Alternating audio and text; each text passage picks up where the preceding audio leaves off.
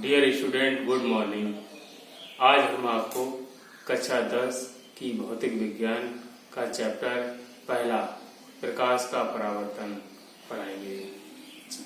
Page number 1 से 7 तक का अध्ययन हम पहले ही कर चुके हैं और उनको वीडियो के द्वारा हमने समझा भी दिया है।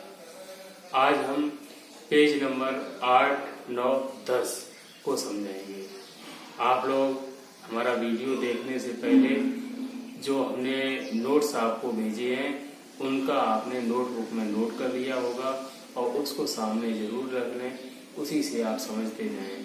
दूसरा ये भी विकल्प हो सकता है कि जब हम वीडियो बनाएंगे उस समय जो वही नोट्स हमारे पास होंगे इस समय और उन्हीं को टू द पॉइंट हम आपको क्लियर करते जाएंगे। अगर किसी को कोई प्रॉब्लम हो तो वो बाद में हमसे मिल सकता है।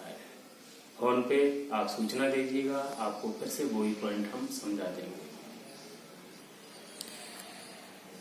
प्रकाश के चैप्टर के जितने भी डेरिवेशन हैं, चाहे आपका प्रकाश का परावर्तन हो अथवा प्रकाश का अपवर्तन हो, उसके डेरिवेशन और न्यूमेरिकल करने के लिए सबसे जरूरी होता है चिन्ह परिपाटी, यानी कि आप दूरियां किस तरीके से नापेंगे। तो यही पहली हेडिंग है, दूरियां नापने की चिन्ह परिपाटी, sign convention of measuring distances. First point देखिएगा। अब इन पॉइंटों को स्टडी करने से पहले हम आपको एक बेसिक फंडा बता रहे हैं कि जैसे ये दर्पण है, इस दर्पण का ध्रुव ये है और इस ध्रुव पर ही आप कोऑर्डिनेट एक्सेस मान लीजिएगा। कोऑर्डिनेट अक्षें आपको मालूम होगी कि ये वाली एक्स अक्ष होती है और ये वाली वाई अक्ष होती है।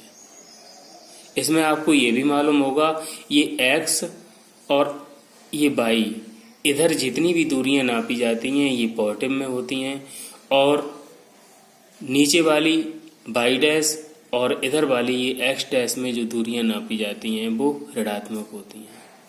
तो इसी चीज को ध्यान में रख के आप दूरियां नापेंगे। अब आप समझ लीजिएगा पॉइंट क्या होंगे कि जितनी भी दूरियां हैं वो दर्पण के ध्रुव से नापी जाती हैं। ये ध्रुव है, वही पॉइंट हमने दिया है, समस्त दूरियां दर्पण के ध्रुव से नापी जाती हैं। नेक्स्ट पॉइंट देखिएगा। जैसे वस्तु ये रखी हुई है और प्रकाश की किरण इधर आ रही है और प्रकाश की किरण जिधर जा रही है उसके विपरीत दिशा में जितनी दूरियां नापी जाएंगी वो सभी ऋणात्मक होती हैं। क्या बताया? प्रकाश की किरण के विपरीत दिशा में, प्रकाश की किरण जो आ रही है उसके विपरीत दिशा में जितनी दूरियां नापी जाती हैं वो सभी ऋणात्मक होती हैं। अब ये वस्तु रखी है, यहाँ पर ये ध्रुव है और ध्रुव से इधर की दूरी नापी जाएगी, ये ऋणात्मक होगी और ध्रुव से इधर की दूरी नापी जाएगी वो धनात्मक होगी। यानी कि प्रकाश की किरण की दिशा में नापी गई दूरियां धनात्मक होती हैं। अगला पॉइंट देखिएगा। ये मुख्य अक्ष है और मुख्य अक्ष से ऊपर जो दूरियां नापी जाएंगी वो इस अक्ष पे मान इनका होता है और ये वाली धनात्मक होती है। यानी कि क्या हम कह सकते हैं कि मुख्य अक्ष के ऊपर नापी गई वस्तु तथा प्रतिबिंब की लंबाई धनात्मक तथा मुख्य अक्ष के नीचे नापी गई प्रतिबिंब तथा वस्तु की लंबाई ऋणात्मक लेते हैं। यही देखिएगा पॉइंट। मुख्य अक्ष के ऊपर नापी गई प्रतिबिंब या वस्तु की लंबाई धनात्मक जबकि नीचे नापी गई लंबाई ऋणात्मक होती है। दूसरा पॉइंट ये हमने बता दिया था, आपतित किरण की दिशा में नापी गई दूरियां धनात्मक, मतलब ये आपतित किरण है और इसकी दिशा में यानी कि ध्रुव से इधर की दूरियां धनात्मक तथा विपरीत दिशा में मापी गई दूरियां ऋणात्मक होती हैं। ये पॉइंट क्लियर हो गया। अब ये जब डेरिवेशन करेंगे तो आपको सीधे से यही ध्यान रखना है कि ये ध्रुव P है, यहाँ से इधर की दूरियां ऋणात्मक, यहाँ से इधर की दूरियां धनात्मक और मुख्य अक्ष से ऊपर की धनात्मक और नीचे की ऋणात्मक। देखिएगा गोली दर्पण के लिए UV तथा IF में संबंध, इसे हम मिरर फॉर्मूला भी बोलते हैं या गोली दर्पण का फॉर्मूला। इसको फर्स्ट पार्ट में इसमें देखिएगा, अवतल दर्पण के लिए एक्चुअली क्या होता है, गोली दर्पण दो प्रकार के होते हैं, तो उत्तल दर्पण के लिए भी इसका फॉर्मूला निकालेंगे और अवतल दर्पण के लिए। तो अवतल दर्पण के लिए इसमें देखिएगा, ये एक हमने अवतल दर्पण बना लिया है। इस अवतल दर्पण के सामने वस्तु ये ए बी रखी हुई है। वस्तु के सिरे से यानी कि सिरे ए से जो प्रकाश की किरण मुख्य अक्ष के समांतर ये जा रही है, आपको मालूम होगा कि ये प्रकाश की किरण फोकस से जाएगी, तो ये फोकस से होकर ये जा रही है। दूसरी प्रकाश की किरण ध्रुव पे आ रही है और ध्रुव पर ये जितना कोण बनाती हुई आ रही है, ये वाला कोण, उतना ही कोण बनाते हुए ये प्रकाश की किरण परावर्तित हो जाएगी और परावर्तित दोनों प्रकाश की किरणें जहां पर काटेंगी वहीं पर प्रतिबिंब बनेगा। किरणें वास्तविक रूप से काट रही हैं तो प्रतिबिंब वास्तविक है और उल्टा है। अब आगे देखिएगा, ये तो साधारण सी थ्योरी है कि ये गोली दर्पण है, मान लिया इसकी फोकस दूरी f है, इससे u दूरी पर वस्तु रखी है और v दूरी पे प्रतिबिंब बनता है। जो इसमें डायग्राम में है वही सारी थ्योरी यहाँ पर है। अब यहाँ पर हम देखेंगे कि त्रिभुज ABP व A'-B'-P दोनों समरूप त्रिभुज हैं। समरूप त्रिभुज का आप आशय समझ रहे हैं कि ये कोण और ये कोण समान है।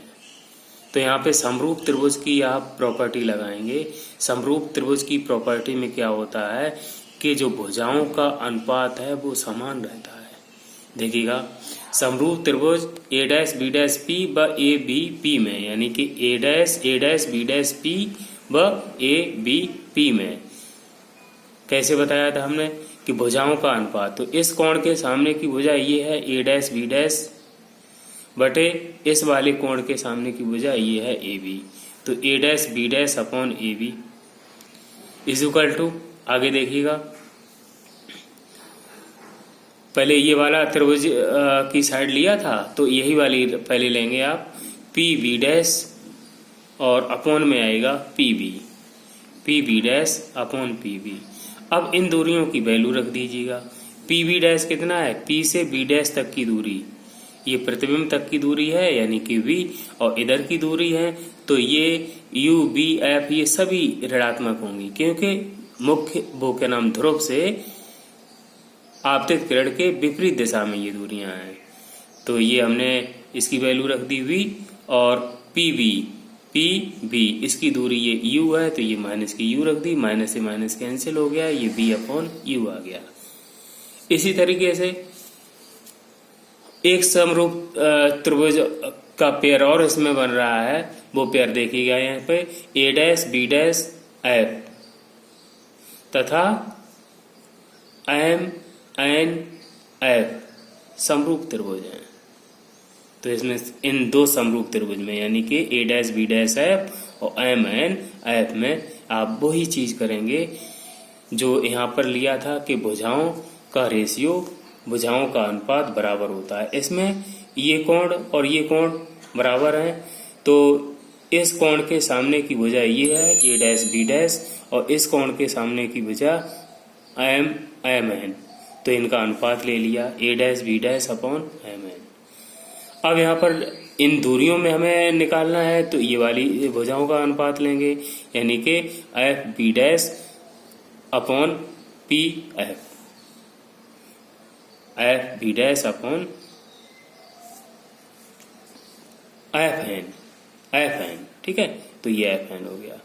अब B'-F की हमें दूरी नहीं मालूम है तो हमें क्या करना पड़ेगा कि इसको हम ऐसे लिख सकते हैं, इस वाली दूरी को ये वाली दूरी और माइनस ये वाली दूरी, क्या बताया इसमें PB' और माइनस PF, तो इसको यही लिखा है PB' minus PF upon FN में क्या होता है एक्चुअली कि ये जो जब गोली दर्पण का द्वारक छोटा होता है तो ये जो बिंदु N है वो ध्रुव के काफी पास होता है, वेरी नियर, तो इस यहाँ से यहाँ तक की दूरी को आप यहाँ से ये दूरी ले सकते हैं यानी कि FN को FP के बराबर लिख सकते हैं और FP की वैल्यू होती है F, फोकस दूरी।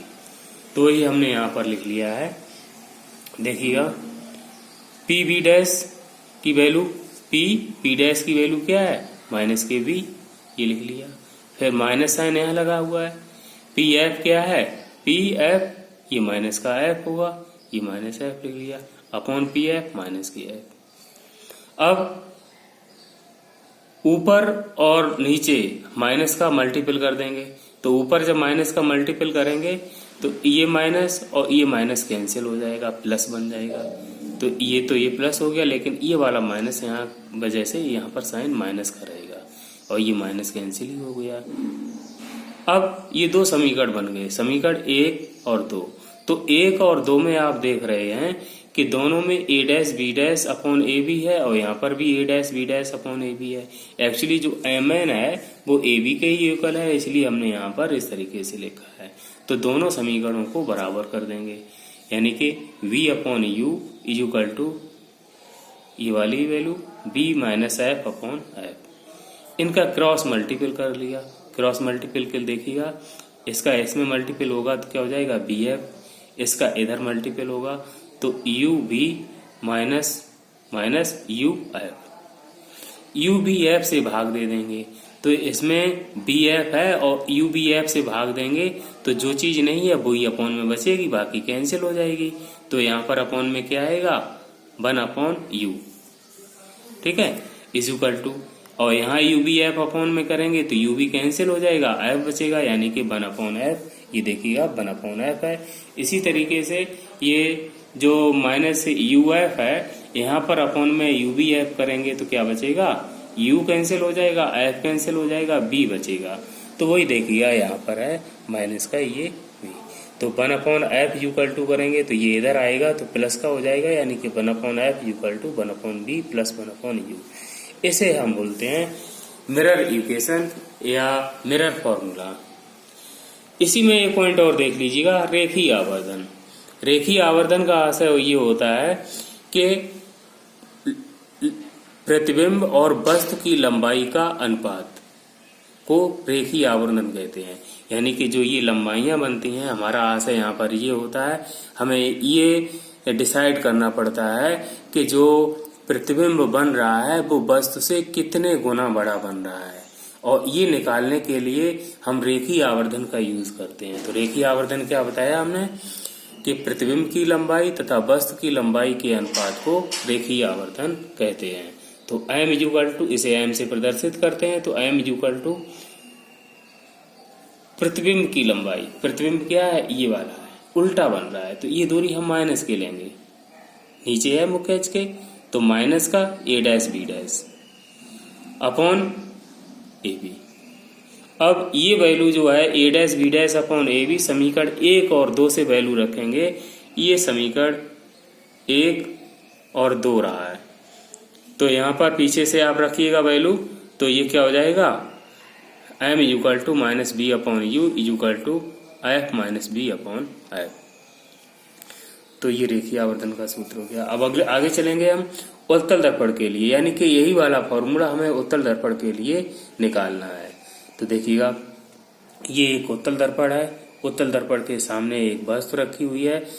जो प्रतिबिंब बनने का तरीका है पहले हम बता चुके हैं, सेम उसी तरीके से आप बनाएंगे, कोई भी कंफ्यूजन नहीं होगा इसमें। ये वस्तु के हेड से सिर से एक किरण जा रही है और मुख्य अक्ष के समांतर है, और समांतर प्रकाश की किरण क्या होगा, फोकस से आती हुई प्रतीत होगी। तो ये हमने फोकस निर्धारित कर दिया, यहाँ से यहाँ तक डॉट किया और इसको आगे बढ़ा दिया, तो ये किरण ऐसा लग रहा है इस फोकस से आ रही है। दूसरी प्रकाश की किरण ये ध्रुव पर आपतित हुई, और ध्रुव पर जितने कोण से ये आपतित हुई है उतना ही कोण ये बनाते हुए परावर्तित हो जाएगी। तो ये वाली किरण जब हम पीछे बढ़ाएंगे तो यहाँ पर काटती है, जहाँ काटती है तो वहीं पर ये प्रतिबिंब बनेगा। प्रतिबिंब सीधा बनता है, आप ये देख रहे हैं कि दोनों परावर्तित किरणें हैं, ये वाली परावर्तित किरण और ये वाली परावर्तित किरण आगे बढ़ाते जाइएगा, कहीं नहीं मिलेंगे क्योंकि इनके बीच की दूरी बढ़ती जा रही है। तो इनको पीछे बढ़ाने पर ही ये यहाँ पर काटेंगे और यहाँ प्रतिबिंब बनेगा। दर्पण के पीछे प्रतिबिंब बन रहा है, दर्पण के पीछे किरणें वास्तविक रूप से नहीं मिल सकती हैं, तो निश्चित रूप से हम कह सकते हैं कि ये प्रतिबिंब आभासी होगा, और आभासी प्रतिबिंब सीधा होता है। तो ये थ्योरी हम नॉर्मल वही लिखते हैं जो इसमें थी, कोई अंतर ना करें इसमें कि गोली दर्पण, माना गोली दर्पण की फोकस दूरी f है, इससे u दूरी पर वस्तु ए बी रखी है और उसका प्रतिबिंब v दूरी पर a डैश b डैश बनता है। इतनी थ्योरी आपकी पर्याप्त है। अब इसमें आप देखिएगा समरूप त्रिभुज, उसी तरीके से हम सॉल्व करेंगे कि समरूप त्रिभुज यहाँ पर दो बन रहे हैं, a dash b dash p और a b p। क्या बताया? समरूप त्रिभुज a dash b dash p व a b p में वही चीज करेंगे कि कोण के सामने की भुजाओं का अनुपात हम पहले ले लेंगे और उसके बाद में मुख्य अक्ष पर जो भुजाएं हैं उनका अनुपात ले लेंगे, दोनों को बराबर कर देंगे। देखिएगा इसमें ये वाला कोण और ये कोण बराबर हैं, तो निश्चित रूप से हम कह सकते हैं कि a dash b dash upon a b, a dash b dash upon a b is equal to, आगे देखिएगा ये वाला त्रिभुज पहले लिया था तो यही वाली साइड लेंगे आप, p b dash upon p b, p b dash upon p b is equal to, इनकी वैल्यू रखिएगा पी बी डैश इधर को दूरी है, इधर को दूरी है और यहाँ से इधर की दूरी कैसी बताई थी हमने, धनात्मक रहेंगी, तो ये v की वैल्यू धनात्मक हो गई और ये यहाँ से यहाँ तक की ये u है तो ये माइनस का हो जाएगा, ये माइनस। इसे समीकरण 1 देंगे। अब एक समरूप त्रिभुज का जोड़ा इसमें और भी बन रहा है, उसको आप देखिएगा, a dash b dash f, a dash b dash f तथा m n f, ये भी समरूप त्रिभुज हैं और इन दोनों समरूप त्रिभुज के लिए ये कोण कॉमन है, ये कोण समान है। तो यहाँ पर आप देखिएगा हम भुजाओं का अनुपात फिर से करेंगे, यानी कि a dash b dash upon m n, a dash b dash upon m n is equal to, इस त्रिभुज का आप साइड लेंगे ये b डैश f और अपॉन में क्या हो जाएगा ये n b dash f upon यहाँ से यहाँ तक का क्या होगा n f is equal to, अब जो ये b डैश f है इसकी हमें दूरी नहीं मालूम है तो हम इसको क्या करेंगे कि यहाँ से यहाँ तक की दूरी और माइनस के ये दूरी, क्लियर है? क्या बनेगा ये n f minus n b dash, और जो n f है वो ये पॉइंट आप यहाँ मान सकते हैं वेरी नियर इसके, तो ये हो जाएगा p f minus p b dash. देखिएगा इसमें p f minus p b dash और अपॉन में एन एफ क्या हो जाएगा, यहाँ से यहाँ तक की दूरी ये यहाँ पर है तो ये पी एफ हो जाएगा। ये वैल्यू रख देंगे, यही वाली बी और एफ की वैल्यू कैसी रहेगी यहाँ पर धनात्मक और यू की वैल्यू ऋणात्मक, जो हम पीछे बता चुके हैं। तो यहाँ पर देखिए आप पी एफ, पी से एफ तक की दूरी ये एफ प्लस के ले लेंगे, फिर ये माइनस लगा हुआ है पी बी डैश ये वी के बराबर है, ये भी लिख दिया और फिर अपॉन में ये क्या नाम पी एफ है जो एफ हो जाएगा। तो ये वैल्यू आपने नोट कर ली है। अब ये समीकरण 1 और 2 दोनों a dash b dash upon a b है। एक्चुअली क्या है ये एम एन जो है ए बी के इक्वल है, तो हमने a dash b dash m n की जगह ए बी रख दिया। समीकरण 1 और 2 को बराबर कर देंगे। बराबर करने पे क्या हो जाएगा b upon minus u is equal to, इसकी वैल्यू रख देंगे f minus b upon f, दोनों में क्रॉस मल्टीपल कर देंगे, इसका गुणा इसमें करेंगे जाके तो b f is equal to इसका गुणा इसमें करेंगे तो ये माइनस क्या बनेगा यू एफ और माइनस प्लस हो जाएगा यू बी।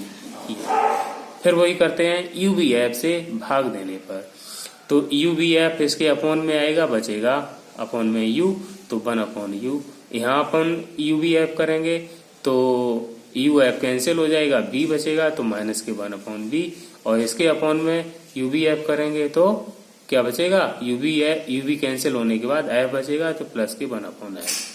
तो इसको आप इधर ले जाएंगे तो क्या बन जाएगा 1 upon f equal to 1 upon u plus 1 upon b. इसी समीकरण को हमने यहाँ लिख दिया है 1 upon f equal to 1 upon u plus 1 upon b. रेखीय आवर्धन जो हम पीछे इधर बताया था इसमें कोई परिवर्तन नहीं होगा, सेम इसी तरीके से निकलेगा, और जो दर्पण का फॉर्मूला है वो भी सेम है, कोई अंतर नहीं है।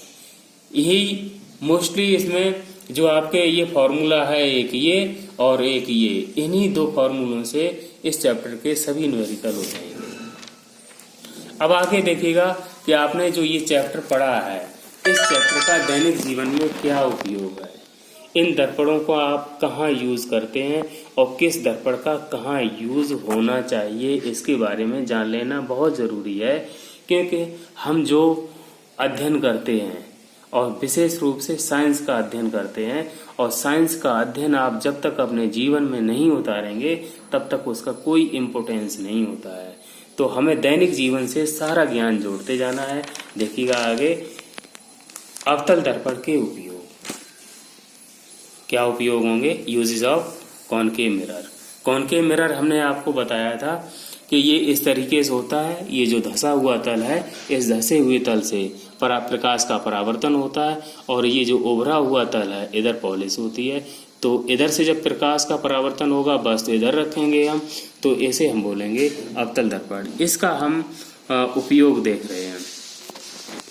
जैसे नॉर्मली जब हम शेविंग करते हैं तो शेविंग करने में समतल दर्पण का उपयोग करते हैं, लेकिन अगर समतल दर्पण के बजाय अवतल दर्पण का उपयोग किया जाए, इस तरीके के दर्पण का उपयोग किया जाए ये, तो इसमें क्या होता है कि बस यानी कि जो भी शेविंग करने वाला व्यक्ति है उसका चेहरा इस दर्पण के फोकस के अंदर होगा, तो इसका यानी कि चेहरे का एक बड़ा प्रतिबिंब, काफी बड़ा प्रतिबिंब इस दर्पण के पीछे यहाँ बनेगा।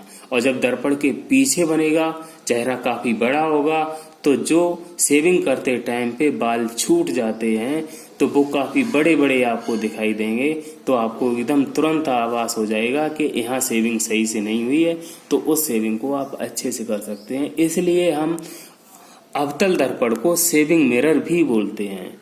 लेकिन आप लोग नॉर्मली देखते होंगे कि सभी लोग जो शेविंग करते हैं वो समतल दर्पण से करते हैं, लेकिन ये भी फैक्ट है कि अगर अवतल दर्पण से शेविंग की जाए तो ज़्यादा क्लियरिटी उसमें होगी, ज़्यादा बड़ा प्रतिबिंब दिखाई देने की वजह से।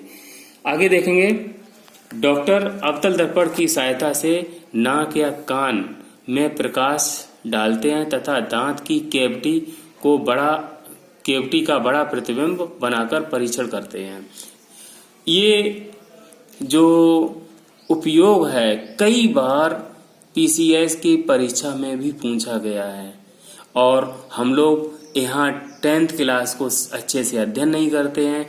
फिर यही चीजें जब आगे पूछी जाती हैं तो हम फिर किताबें पलटते हैं और सोचते हैं कि ये क्वेश्चन पता नहीं कहाँ से आ गया। तो यहीं से आप अच्छे से तैयारी करके चलेंगे। देखिएगा, कैविटी से मतलब क्या होता है, जो दांत होते हैं, दो दांतों के बीच में जो रिक्त स्थान रह जाता है उस रिक्त स्थान को बोलते हैं कैविटी। अब कैविटी जो है, कैविटी को हमें देखना है, अच्छे से देखना है, उसका निरीक्षण करना है कि उसके अंदर कोई भी गंदगी या कचरा तो नहीं फंसा हुआ है। तो इसके लिए क्या करेंगे कि इसका हमें बड़ा प्रतिबिंब बनाना पड़ेगा। और बड़ा प्रतिबिंब कब बन सकता है, जब वो कैविटी है अवतल दर्पण के फोकस के अंदर आ जाए, तो उस कैविटी का बहुत बड़ा प्रतिबिंब बन जाएगा और डॉक्टर उसका परीक्षण अच्छे से कर लेते हैं। सेम इसी तरीके से कान में या नाक में जब हम प्रकाश डालते हैं तो क्या करते हैं कि जो अवतल दर्पण होता है, अवतल दर्पण से जो प्रकाश डाला जाएगा वो क्या होता है, एक पुंज के रूप में आगे चलता है। इस चीज को आप ऐसे समझिएगा। देखिएगा, हम यहाँ पे आपको बता दे रहे हैं कि जैसे ये कोई अवतल दर्पण है और यहाँ पर फोकस है, और फोकस पे ही कोई वस्तु रखी हुई है, बल्ब रखा हुआ है। ये हमने क्या बना दिया, यहाँ पर ये बल्ब रखा हुआ है। तो जब फोकस पे बल्ब रखा हुआ है तो यहाँ से जो प्रकाश की किरणें ये इस तरीके से जाएंगी, ये प्रकाश की किरणें जा रही हैं, तो फोकस से प्रकाश की किरणें आ रही हैं, तो क्या होगा कि ये मुख्य अक्ष की समांतर हो जाएंगी। ये इस तरीके से मुख्य अक्ष के समांतर हो जाएंगी। तो फोकस पे जो बल्ब रखा हुआ है वो उस बल्ब से जितनी भी प्रकाश की किरणें इस अवतल दर्पण पर आपतित होंगी वो मुख्य अक्ष की समांतर हो जाएंगी, एक पुंज के रूप में सीधी जाती हैं, काफी दूर तक चली जाती हैं। इसलिए इस प्रकाश पुंज का उपयोग कान या नाक में जो गंदगी होती है या उसका निरीक्षण करने के लिए किया जाता है। बहुत अच्छे से समझ में आ गया होगा। आगे देखिएगा, अवतल दर्पण का उपयोग मोटर कारों, रेलवे इंजन, स्टीमर, सर्च लाइटों में किया जाता है। आपने देखा होगा कि जितनी भी हेडलाइट होती हैं, चाहे वो मोटरसाइकिल की हो चाहे 4 व्हीलर की हो, वो इस तरीके, ये शेप होता है, इस तरीके का, ऐसे शेप होता है। मतलब आप समझ रहे हैं कि प्याली जो उसकी होती है वो प्याली का ये वाला शेप होता है, ऐसे वाला, यहाँ बल्ब लगा होता है। तो ये पृष्ठ कैसा हो गया, जहां से प्रकाश का परावर्तन हो रहा है वो अवतल पृष्ठ हो गया। यानी कि मीन्स क्या है, यहाँ पे अगर बल्ब होगा इसके फोकस पर तो प्रकाश यहाँ पर इस पूरी परावर्तक पृष्ठ पे पड़ेगा और पड़ने के बाद मुख्य अक्ष के समांतर हो जाएगा। यानी कि सीधा इस तरीके से सीधा एक पुंज के रूप में आगे चला जाता है। तो जितनी भी सर्च लाइटें होती हैं या मोटर कारों की जो हेड लाइटें होती हैं उनमें अवतल दर्पण का उपयोग करके प्रकाश को काफी दूर तक पहुंचाया जाता है, दूर तक की हमें स्थिति का साफ साफ क्लियर हो जाती है। अब आगे देखते हैं उत्तल दर्पण का उपयोग। उत्तल दर्पण का भी इसी तरीके से का उपयोग है, समझते जाएं एक एक पॉइंट। उत्तल दर्पण का उपयोग गली तथा बाजारों में लगे लैंपों, स्ट्रीट लाइट जिन्हें बोलते हैं, में किया जाता है। अब इसको समझ लीजिएगा। अवतल किस तरीके से पृष्ठ होगा, ये पृष्ठ इस तरीके वाला अवतल होता है, ये वाला ऐसे, ठीक है। ये अवतल पृष्ठ है। अगर यहाँ पर अवतल दर्पण का मान लीजिएगा फोकस ये इधर है, और या मान लीजिए कहीं पर भी हम रख दें, फोकस मान लीजिएगा इधर है, उससे हमें मतलब नहीं है। अभी हमने यहाँ पर बल्ब रख दिया, तो बल्ब, इसको भी आप यहां समझिएगा तो ज्यादा अच्छा क्लियर होगा। जैसे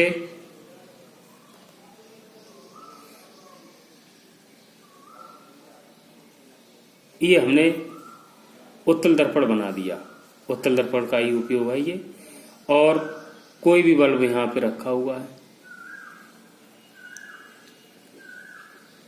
बल्ब से प्रकाश की किरणें ये आ रही, ज्यादा किरणें ना बना के हम 2 किरणें मुख्यतः हैं उनको ही बता रहे हैं। इसका केंद्र इधर होगा, तो केंद्र से मिलाने वाली ये लाइन जो है वो अभिलंब हो जाएगी, और अभिलंब हो जाने के बाद में जितने कोण से प्रकाश की किरण आई है उतने ही कोण से ये परावर्तित होकर इधर चली जाएगी। सेम इसी तरीके से ये केंद्र है, वक्रता केंद्र, और वक्रता केंद्र को हम यहाँ पर इस तरीके से मिला देंगे ये, और ये मिलाने के बाद जितने कोण से ये प्रकाश की किरण आई है उतना ही कोण बनाते हुए वापस चली जाएगी। तो आप देख रहे हैं कि ये जो प्रकाश की किरणें जा रही हैं वो इस तरीके से बहुत बड़े क्षेत्र में फैल जाएंगी।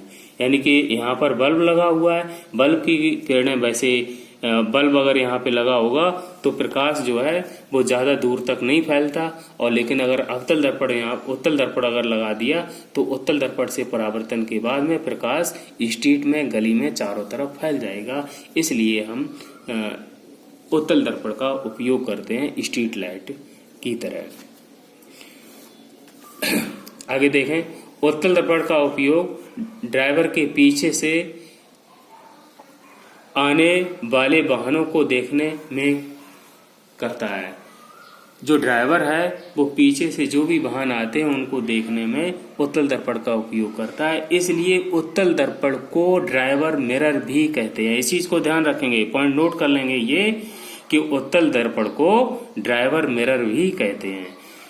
क्या होता है एक्चुअली कि पीछे जो उत्तल दर्पण है, आपने देखा होगा कि उत्तल दर्पण से वस्तु कहीं पर भी रखी हो उससे जो प्रतिबिंब बनेगा वो फोकस और ध्रुव के बीच में ही बनता है, वस्तु से सदैव छोटा बनता है। तो काफी दूर कहीं पर भी इधर वस्तु रखी हो और प्रतिबिंब उसका कहाँ पे बन जाएगा, फोकस और ध्रुव के बीच में ही। तो जब बीच में ही यहाँ पर प्रतिबिंब बन जाएगा तो वो काफी दूर की एरिया को देख लेगा। काफी, जैसे यहाँ से ये प्रकाश की किरणें आ रही हैं, इन सारी किरणों को, इन काफी बड़े क्षेत्र को ये देख लेता है। और मुख्यतः यही चीज होती है कि काफी बड़े एरिया को देखता है और पीछे के जो प्रतिबिंब हैं वो यहाँ पर उसे बने हुए दिखाई दे जाते हैं। और अगर यहाँ पे समतल होता या समतल दर्पण होगा तो समतल दर्पण से पीछे का ज़्यादा एरिया आप नहीं देख पाएंगे। आगे पॉइंट देखें, अधिक क्षेत्र को देखने में उत्तल दर्पण का उपयोग किया जाता है। ये पॉइंट हमने यहाँ पर भी बता दिया है कि ड्राइवर पीछे की अधिकतम एरिया को देखने के लिए इसका उपयोग करता है। तो आज का आपका ये जो चैप्टर है, इस वीडियो के माध्यम से आज तक का जो ये चैप्टर है प्रकाश का परावर्तन, वो पूरा हो गया है। और हमने जो आपको एक्सरसाइज भेज रखी है उससे आपने न्यूमेरिकल कर लिए होंगे। अगर आपको किसी को डाउट है, कोई भी किसी भी तरीके का डाउट है, तो आप हमसे इसी नंबर पे कॉल कर सकते हैं या आप अपना मैसेज छोड़ सकते हैं, तो उसको हम बता देंगे। आपको ठीक उसी तरीके से समझना होगा जिस तरीके से हम क्लास में आपको बता रहे हैं।